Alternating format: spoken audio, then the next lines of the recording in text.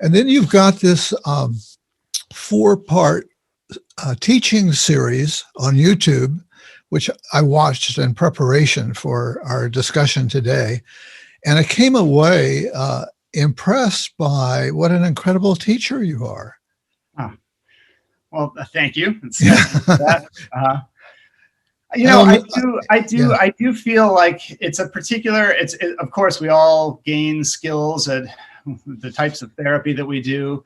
And it's a particular skill that I do try to hone of how do I explain this to other people and how do I put it in clear language that's not filled with too much jargon. Of course, we have to use some jargon, but that's not, where we could, how do I break these ideas down into ways that everyone could understand? Yeah, well, you really succeeded in doing that. And also, I just think it's very generous of you to make this precious knowledge freely available to people, without having to sign up for a course. It may get them into a course, but it sure gives them a great introduction. So I'll put a link to that in the show notes, so anybody who's listening or watching right now will know how to find them. That particular series was exciting for me because the funny thing was it was actually not intended to be viewed by thousands of people. I just created that about 5 years ago because I was going to be leading a workshop in Australia, and I wanted the people who were attending the workshop to know the basics already, so we could jump into a more intermediate level of how to actually do the practice. So I only intended about 35 people to watch that. But once it was on YouTube, it picked up a life of its own. And I'm not surprised.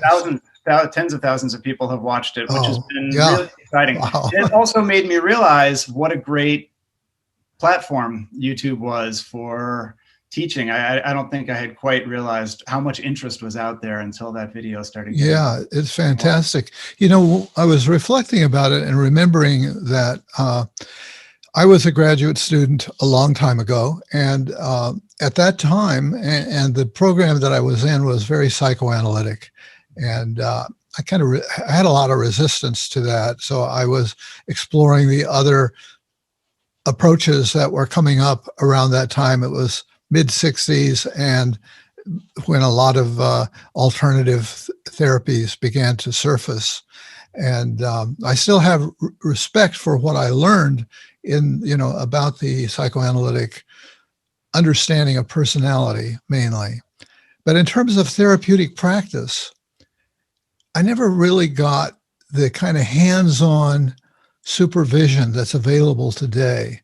Not just in coherence therapy, but many other approaches too, where they've really kind of broken it down stepwise, kind of the expression manualized it. And so I feel a little cheated coming along so late because I think that would have been wonderful. So I congratulate you on being part of that. And so how did you first learn about coherence therapy?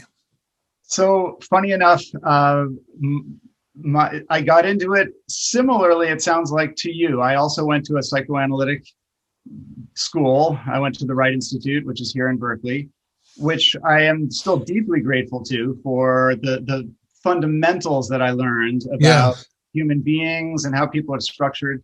But I did spend most of my years of grad school frustrated, feeling like there must be something more. There must be something quicker, more effective. I kept feeling like I was not being introduced to something. And I was being introduced to some CBT, but that also didn't feel quite right for me. Yeah. And the catchphrase that was repeated often by my professors in grad school was, that all these studies have been done about what makes psychotherapy more effective, but the only thing that truly makes it more effective is longer psychotherapy. The more years that you work with somebody, the more effective it is. And while I'm sure that is true, I found that lacking for me. It just felt like something was still missing. So at that same time, my wife, who is now an MFT, was in the program at JFK University, and Bruce Ecker was teaching the brief therapy class. And she got all excited about it. It was called depth-oriented brief therapy at that time, before he Okay. changed the name to Huh. coherence therapy. And at that time, I was sort of like, well, I know everything. I don't need to. One day, I started reading the book with her and got hooked.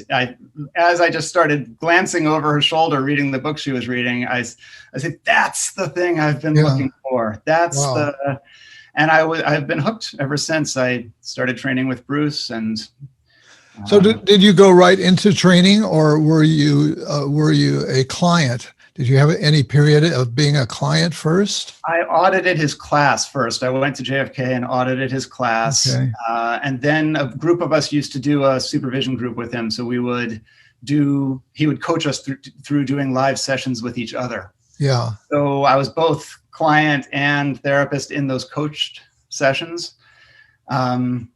And I did a few sessions with Bruce, with him as my therapist, but really only a few. We didn't go deep into that. But I did a lot of one-on-one consultation with him where he would help me work with my clients. So I worked with him in a number of different contexts.